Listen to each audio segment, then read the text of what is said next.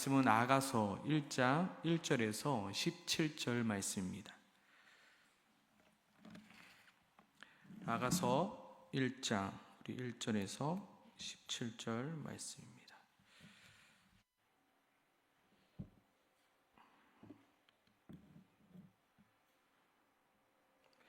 이 시간 한 목소리로 교독해서 읽도록 하겠습니다. 솔로몬의 아가라,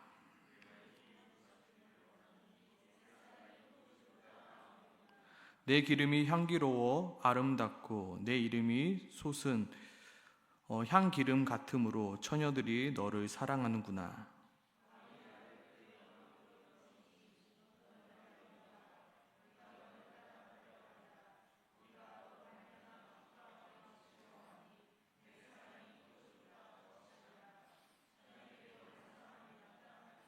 예루살렘의 딸들아, 내가 비록 거무나 아름다우니 게달의 장막 같을지라도 솔로몬의 휘장과도 같도다.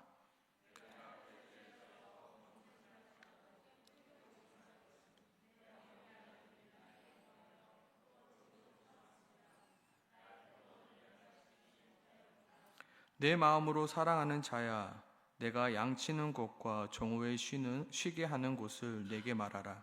내가 내 친구의 양떼 곁에서 어찌 얼굴을 가린 자 같이 되랴.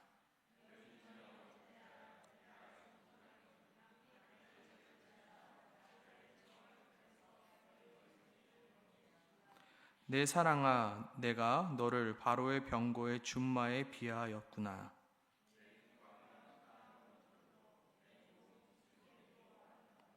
우리가 너를 위하여 금 사슬에 은을 박아 만들리라.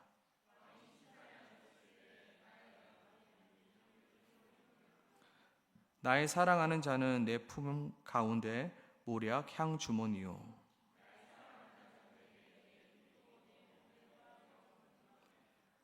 내 사랑아, 너는 어여쁘고 어여쁘다. 내 눈이 비둘기 같구나.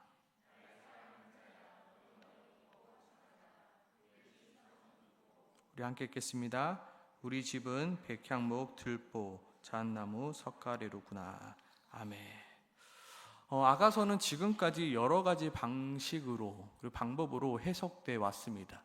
우리 유대인들은 아가서를 이렇게 해석했습니다. 솔로몬은 하나님으로, 그리고 이 술람미 여인은 이스라엘로 이렇게 해석해 왔습니다. 그리고 기독교인들은 이 아가서를 어떻게 해석했냐면 바로 교회와 그리스도로 해석해 왔습니다. 우리가 너무나도 잘 아는 어거스틴 알고 계시죠? 이 어거스틴 또한 이 아가서를 어떻게 해석하냐면 그 그리스도와 교회 사이의 거룩한 사랑이라고 보여지고 있습니다. 즉 솔로몬과 이 술람미 여인의 이 사랑의 관계가 바로 그리스도와 교회의 사랑의 관계라. 그래서 요즘에는 어떻게 해석하냐면 바로 그 교회와 그리스도의 모형론이다. 바로 솔로몬 왕과 술람미 여인이 바로 그리스도와 교회의 그 관계에 대한 모형적으로 우리에게 보여주는 것이다 라고 이야기하고 있습니다. 즉 아가서는 교회가 그리스도를 향하여 이렇게 외치고 있는 고백이고요. 그리고 그 안에서 또 그리스도가 교회를 향한 답가로 구성되어 있습니다. 그래서 뭐가 교회가 그리스도를 향한 외침이고 또 뭐가 그리스도가 교회를 향한 답가인지 이거 구별하기가 참 어려운데요. 우리 함께 그것을 같이 한번 살펴봤으면 좋겠습니다. 먼저 교회가 그리스도를 향하여 이렇게 고백합니다. 2절이죠. 내게 입맞추기를 원하니 내 사랑이 포도주보다 나음이로구나. 이거는 하나님이 교회를 향해서 말씀하는 것이 아니라요, 교회가 그리스도를 향해서 이렇게 외치는 겁니다. 그래서 여기서 내 사랑, 내 기름, 내 이름, 우리 1절, 2절에 보면 이렇게 나오잖아요. 여기에서 당신애라고 바꿔도 되고요, 주님애라고 바꾸면 훨씬 더 쉽습니다. 주님의 사랑, 주님의 기름, 주님의 이름. 대입해서 읽으면 이렇게 하죠. 여기 앞에 주님이라는 외침을 한 번 더 넣으면 더 의미가 와닿습니다. 주님, 내게 입맞춰 주소서. 주님의 사랑이 포도주보다 나음이구나. 그리고 주님의 향기가 향기로워 아름답고 주님의 이름이 솟은 향기름 같으므로 처녀들이 주님을 사랑하는구나. 이 처녀는 무엇입니까? 우리 신약에서 해석해 보면 처녀는 곧 신부를 가리키고 신부는 곧 교회를 가리키죠. 교회가 주님을 사랑하는 게 마땅합니다. 왜요? 주님이 우리의 모든 것이기 때문이에요. 주님의 그 사랑이 포도주보다 나으니까요. 지금 이 고백을 하고 있는 것입니다. 지금 솔로몬은 교회를 향하여 너희가 하나님을 찾고 또 찾으라. 왜냐하면 지금 교회가 그리스도를 찾고 있지 않고 있기 때문이에요. 교회가 계속해서 다른 것만 찾고 있기 때문이에요. 이 솔로몬의 이 아가서는 유대인들이 유월절에 그 회당에서 부르는 노래였습니다. 그들이 고백해야 되는 노래였습니다. 그래서 솔로몬은 저 이스라엘 백성들이 좀 이렇게 좀 고백했으면 좋겠는데 하나님께서 이스라엘 향해서 너희는 좀 이렇게 좀 고백해라 라고 말씀하는 말씀이 바로 아가서의 말씀인 거예요. 너희는 이렇게 찬양해라. 왜요? 이스라엘 백성들이 하나님께 입맞추지 않고 지금 우상에 입맞추고 세상에 입맞추고 세상만을 찾고 있으니까 고백하게 시킨 거예요. 회당에 모여서 주여 내게 입맞추소서. 의도적으로 하나님을 찾게 만드는 거죠. 그러면서 알게 하는 거예요. 주의 사랑이 포도주보다 더 나습니다. 이스라엘 백성들 뭘 찾나요? 포도주를 먼저 찾잖아요. 술을 먼저 찾잖아요. 그런데 그것보다 주님의 사랑이 더 낫습니다. 그 고백을 함을 통해서 그들이 깨닫게 하기 위해서 지금 솔로몬이 그리고 하나님이 지금 아가서를 주고 있는 것입니다. 솔로몬은 자신의 두려움과 자신의 불안함을 채우기 위하여 오늘도 열심히 세상에서 세상의 것들로 채우려 하는 어리석은 이스라엘 백성들 그리고 우리를 향하여 외치고 있는 것입니다. 너희가 두려워하는 이유는 솔직히 제가 두려울 때는 언제냐면요, 제 통장 잔고에 돈이 조금씩 없어지며 통장 잔고가 0이 되는 순간이 저는 제일 두렵더라고요. 솔직히 제가 목사가 되려고 할 때 제가 제일 두려워하는 게 가난이었거든요. 제가 한번 정말로 진짜 가난해져 본 적이 있어서 이 가난이 얼마나 무섭고 두려운 거인 줄 저는 경험했거든요. 그래서 하나님께 하나님, 저 가난해지면 목사 안 할래요. 자꾸 목사님들이 자신의 가난했던 이야기를 막 간증하는 거예요. 내가 목사 되려고 했더니 이런 어려운 거 이렇게 가난한, 꼭 목사가 되려고 하면 아버지 사업이 망하더라고요. 그래서 결국 이 길로 돌아왔다. 저희 아버지도 사업을 하셔서 이거 목사하면 또 우리 아버지 사업이 망하는 거 아니야? 네. 그래서 하나님께 기도해요. 하나님, 저 가난해지면 저 목사 안 할 거예요. 하나님, 저 가난하게 만들면 목사 안 할 거예요. 그래서 제 꿈이 뭐였냐면요, 스포츠카 타는 전도사였어요. 나는 조금 그때 당시에 모닝 이런 거 타고 조금 좀 큰 교회 다니는 우리 전도사님은 아반떼 타는.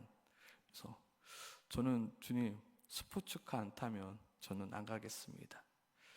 근데 결국 저는 자전거 타고 학교 다녔습니다. 그만큼 가난이 두려웠어요. 근데요, 결국 하나님께서 저에게 그 고백을 시키더라고요. 제가 가난해도 좋으니 주님, 제가 이 길 가고 싶습니다.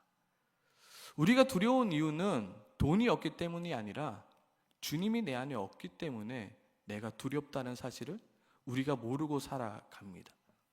우리는 돈이 없으니까 나는 두려워지는구나, 돈을 채우면 내 두려움이 사라지겠구나라고 하지만 돈을 아무리 채워도 그 두려움은 사라지지 않습니다. 왜요? 그 원인은 내 안에 주님이 없기 때문에. 우리 마음이 왜 불안합니까? 나의 실력이 없기 때문이 아니라 내 안에 뭐가 없기 때문이라고요? 내 안에 주님이 없기 때문이에요. 내 마음이 왜 낙심됩니까? 나를 도와줄 사람이 없어서 내 마음이 낙심됩니까? 아니요. 내 안에 주님이 없을 때 내 마음이 낙심되는 것 때문입니다. 그것을 누가 가장 잘 경험했나요? 솔로몬이 잘 경험하지 않았습니까?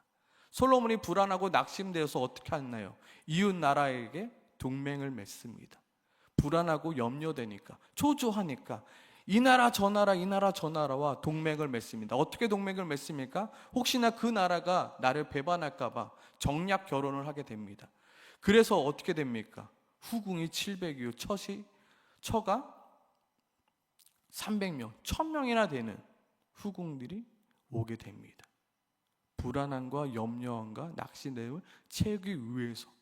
그래서 어떻게 됩니까? 그 여인들이 가져온 우상들에게 또 의지하고 결국 그 솔로몬이 비참해지는 거잖아요.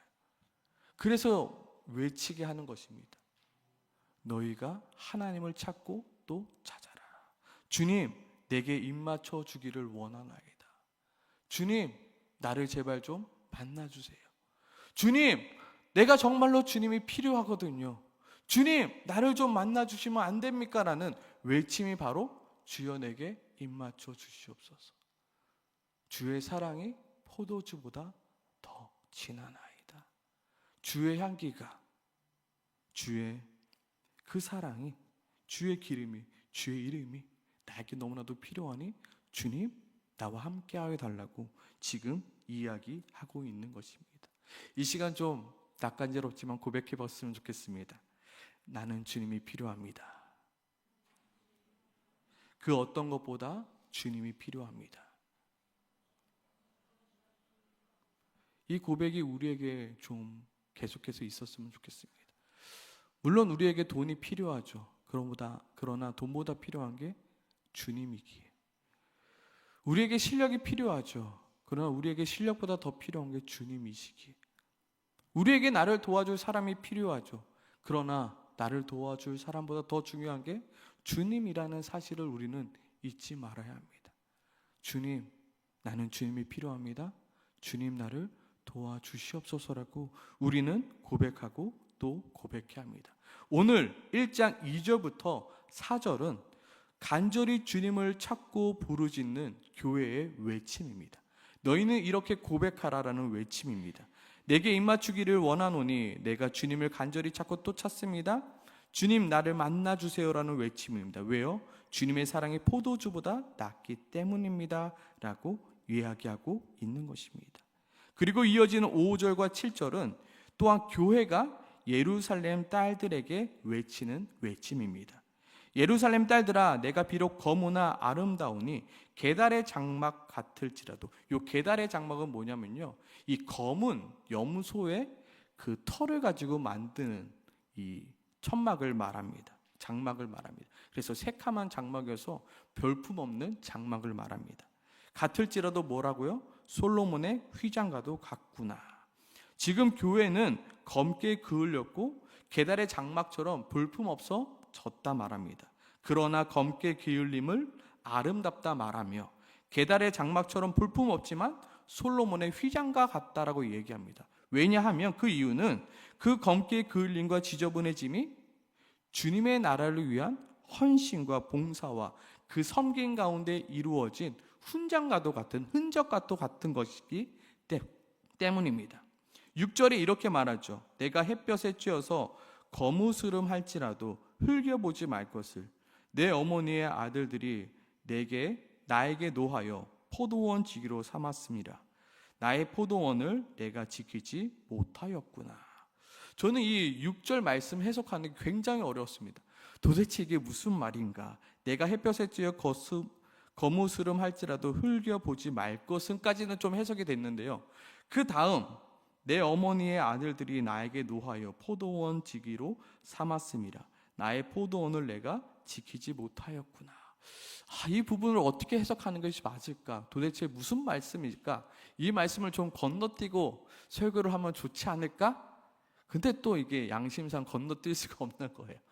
그래서 이게 뭘까 고민을 하다가 이 다른 번역서의 성경을 보니까 되게 명쾌하게 이 본문을 이해할 수 있게 나와 있더라고요. 개역 한글 6절은 이렇게 말합니다. 내가 일광에 쬐어서 거무스름할지라도 흘겨보지 말 것은 내 어머니의 아들들이 나를 노하여 포도원 지기를 삼았습니다. 나의 포도원은 내가 지키지 못하였구나. 자, 쉬운 성경은 다시 한번 이렇게 말합니다. 내가 햇볕에 타서 거물지라도 나를 없인 여기지 마세요. 오빠들 성화에 못 이겨 포도원을 지키느라 내 포도원은 소홀히 하였습니다. 무슨 말입니까? 지금 왜 교회가 거무스름해졌습니까?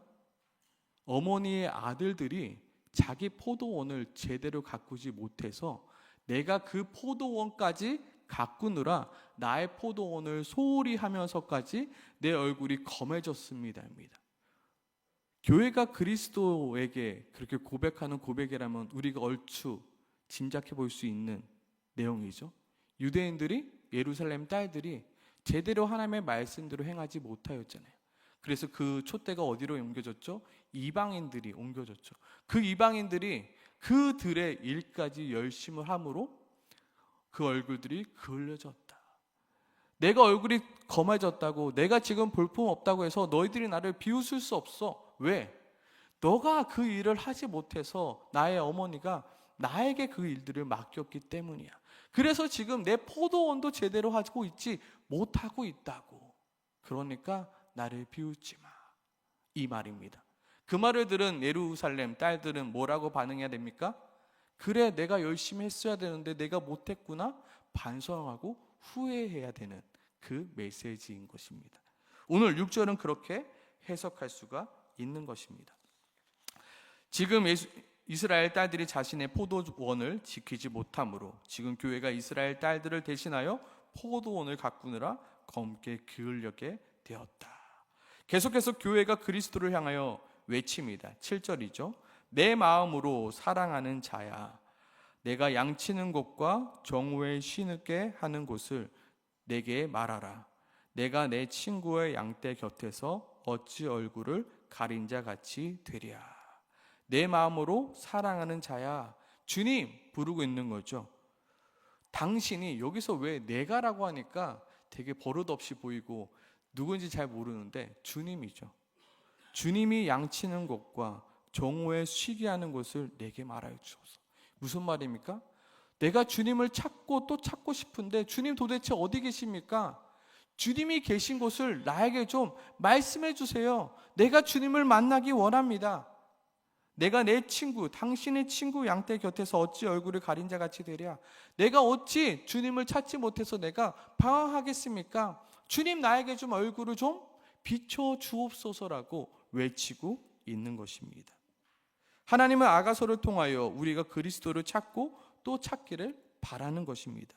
우리가 주님을 찾지 아니하니 아가서를 통해서 우리가 주님을 찾게 만드는 것입니다.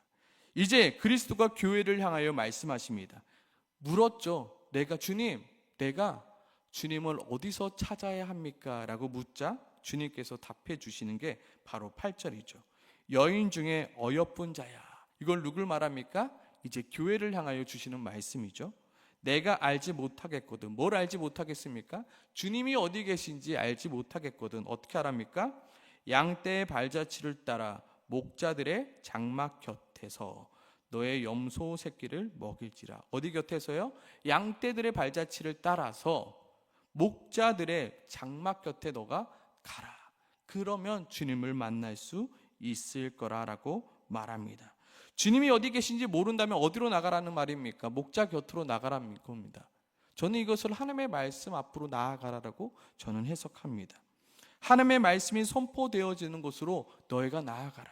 너희가 주님을 찾고 싶다면, 주님을 만나고 싶다면 이 세상 어디에서 방황하지 말고 주님의 말씀이 있는 곳, 주님의 말씀이 선포되어지는 곳으로 너희가 가라. 양떼들이 갖는 곳 있잖아. 양은 그 주인의 음성을 듣고, 그렇죠? 그 주인의 음성을 알고 그 주님의 음성을 따라가듯이 주님의 말씀이 선포되어지는 곳으로 너희가 가면 주님을 만날 수 있다입니다. 내 마음이 두려움이 생길 때 어떻게 하라고요? 주님의 말씀이 있는 곳으로 가라고요.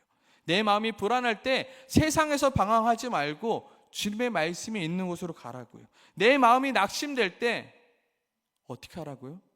주님의 말씀 앞으로 가라고요. 어떻게 해서든지 주님의 말씀 앞에 나를 내려놓으라고요. 가기 싫고 힘들고 어렵지라도 어떻게 해서든지 그 양떼를 따라 목자 곁으로 가라고요. 그 말씀 곁으로 가라고요. 우리는 주님을 찾고 또 찾아 우리 마음에 주님을 가득 채워야 합니다. 그럼 어떻게 우리 마음 가운데 주님을 가득 채울 수 있을까요? 예전에 제가 닮아야 놀자라는 영화를 보고 참 감명 깊게 봤습니다. 모두 아시는 내용이죠. 조폭들이 어떤 사건 때문에 절로 도망간 이야기죠. 그때 한 주지스님이 말하죠. 깨진 항아리를 두고 이 항아리에 물을 가득 채워라. 그러니까 막 별별에 다 해서 막 사람들이 막 물을 넣으려고 하는데 도저히 물을 넣을 수 없죠. 그래서 어떻게 합니까? 결국 그 깨진 항아리를 연못에 담가 버리죠. 내 마음 가운데 어떻게 하나님을 채울 수 있을까요? 나를 하나님의 말씀 가운데 퐁당 빠뜨리는 겁니다. 이것도 마찬가지인 것 같습니다. 우리는 깨진 항아리입니다. 우리가 이 마음 가운데 하나님을 가득 채우려면 우리가 하나님의 말씀으로 들어가야 합니다. 우리가 하나님의 말씀으로 내 삶 전체를 퐁당하고 담가야 되는 것입니다. 다른 어떤 것으로는 우리를 채울 수가 없습니다. 말씀의 자리 앞에 우리가 나아가야 합니다. 말씀이 선포되는 그곳에 나아가야 합니다. 생명의 말씀이 선포되어지는 곳에 나를 퐁당 담가야 되는 것입니다. 그때 비로소 내 마음 가운데 주님이 가득 차게 되는 것입니다. 솔로몬은 이야기하죠. 세상의 것을 찾지 말고 하나님을 찾아라. 너의 마음 가운데 두려울 때 하나님을 찾아라. 내가 다 해봤다. 솔로몬 다 해보지 않았습니까? 술도 엄청 마셨을 것 같고요. 여자도 엄청 즐겨봤을 것 같고요. 진짜 할 수 있는 거 다 해봤을 것 같습니다. 그러니까 전도서에서 말하죠. 헛되고 헛되고 헛되니 모든 것이 헛되도다. 오직 주님만이 헛되지 않도다. 오늘 이 고백을 하는 겁니다. 그러니 너희들 주님을 찾고 또 찾아라. 세상 그 무엇이 너희를 채울 수 없어. 주님의 말씀이 선포되어지는 곳, 주님의 말씀이 있는 곳으로 너희는 가라. 하나님의 말씀이 선포되어지는 곳, 하나님의 말씀이 있는 곳이 어디입니까? 교회죠. 그리고 언제입니까? 예배 시간이죠. 저는 예배를 너무나도 사랑합니다. 그런데 요즘 많은 이들이 이 예배를 소홀히 여기거나 하찮게 여기거나 부담스럽게 여깁니다. 저는 어린 시절 주일에는 주일 예배가 있었고요. 오후에는 부서별 예배가 있었고요. 저녁에는 저녁 예배가 있었습니다. 그래서 하루 종일 교회에 있었습니다. 근데 어느 순간부터 사람들이 놀러 가야 된다고요. 저녁 예배를 없애버리고 오후 예배만 남겨두었습니다. 그리고 얼마 시간이 지나고 나니까요. 그 오후 예배가 본당에서 드리는 오후 예배가 이제는 교육관으로 옮겨지게 됩니다. 왜요? 사람이 없으니까요. 제가 예전에 10,000명 되는 교회에 성도로 있었습니다. 청년 때. 그 교회가 그렇게 되더라고요. 10,000명 되는 교회인데요. 1부, 2부, 3부, 4부, 5부까지 있는데요. 오후 예배는 초등부실에서 드리고요. 100명도 안 모여요. 아니 한 번 드리면 됐지 뭘 또 그렇게 드리냐고. 하나님 말씀 한 번 예배 드리고 들었으면 됐지 뭘 또 그렇게 예배 드리냐고. 예배 드리고 놀러 가요.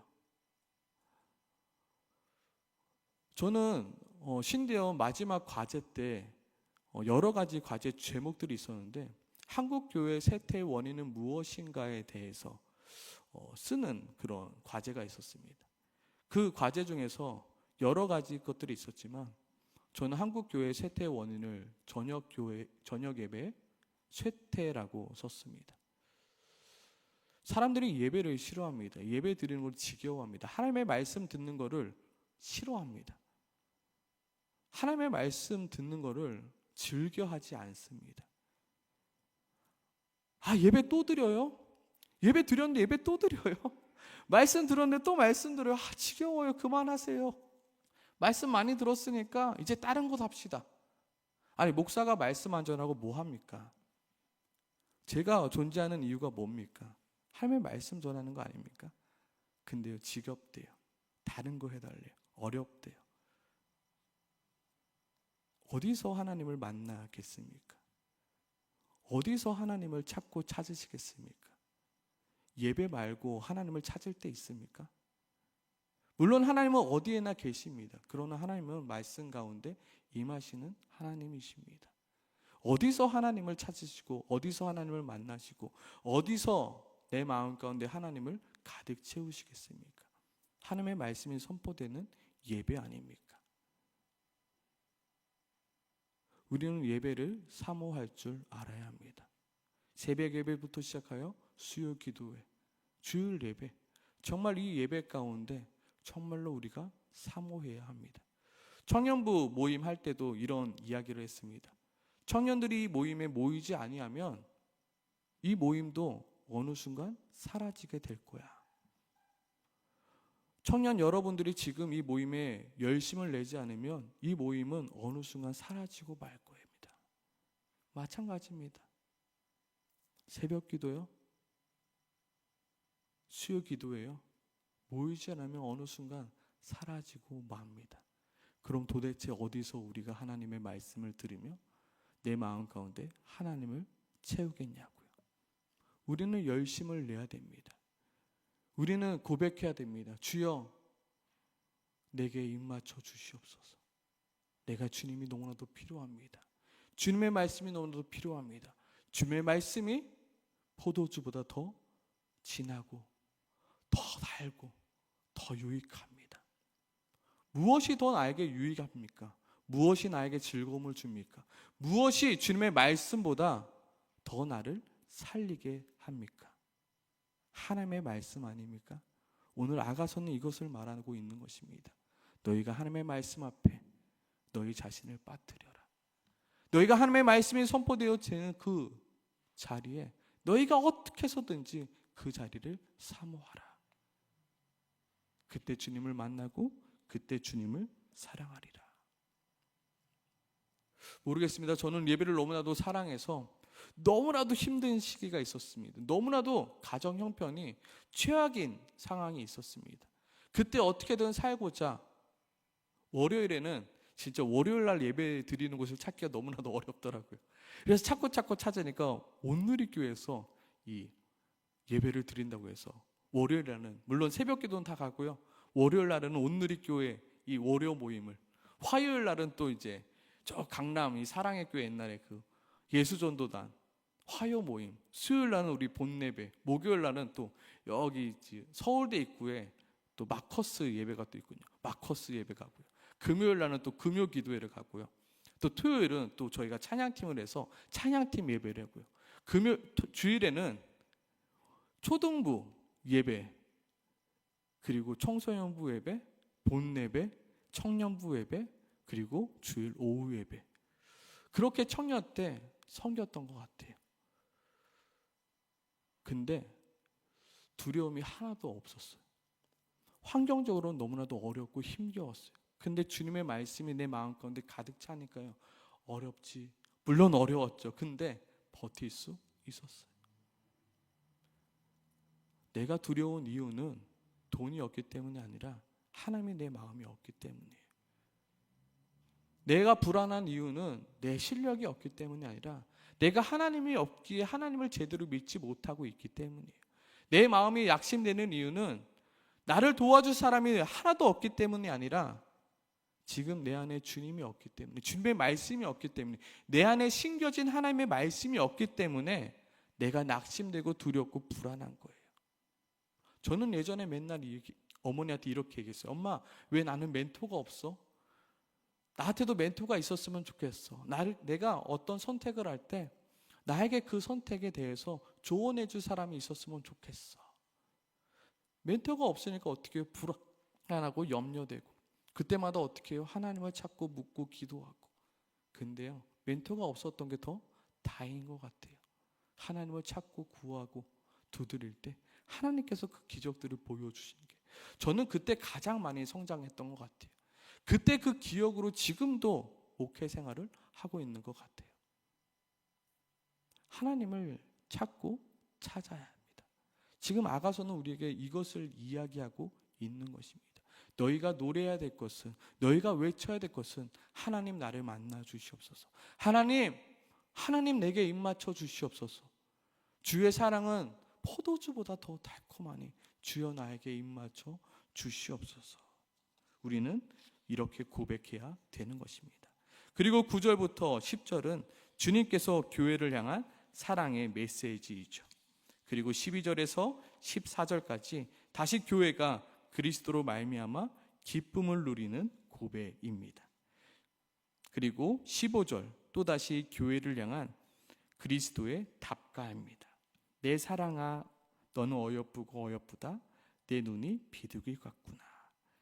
그리고 16절에서 17절은 다시 교회가 그리스도를 향한 찬양입니다. 이 큐티집에서는 이렇게 분류 동그라미 표시가 잘 없어서 그러는데요, 이 성경책을 보면 이걸 제가 분류한 것이 아니라 성경책을 보면 이렇게 동그라미가 쳐져 있습니다. 이렇게 구분해서 읽도록 해라 라고요. 그래서 성경책을 보시면 좀 더 잘 알 수 있습니다. 그래서 어떤 것이 교회가 그리스도를 향한 고백이며 또한 어떤 것이 그리스도가 교회를 향한 고백인지 이걸 찾아서 읽는 게 참으로 재밌습니다. 그래서 쉬운 성경에 보니까요, 쉬운 성경은 아예 여자 파트, 그리고 합창 파트, 그리고 남자 파트, 이렇게 파트별로 이제 답가식으로 고백하면 답을 주고 고백하면 답을 주고 이렇게 나와 있더라고요, 친절하게. 그래서 이 쉬운 성경부터 봤을 걸, 이런 생각도 들더라고요. 그래서 오늘 아가서는 저한테는 너무나도 참 감사한 말씀이었습니다. 너는 지금 누구를 찾고 있니? 너는 지금 누구의 이름을 부르고 있니? 너는 무엇을 더 달게 여기며 무엇을 더 기쁨으로 여기며 무엇을 더 찾고 있니? 너희가 찾아야 할 것은 그리스도 예수이다. 그리고 그리스도 그 예수는 어디에 있느냐? 하나님의 말씀이 선포되어지고 있는 그곳에서 너희가 찾을 수 있고 너희가 만날 수 있으니 너희의 예배를 회복해라, 너희의 말씀의 자를 회복해라 라고 오늘 말씀하고 있는 것입니다. 오늘 말씀을 통해서 하나님을 찾고 또 찾으시는 우리 모두가 되길 소망합니다.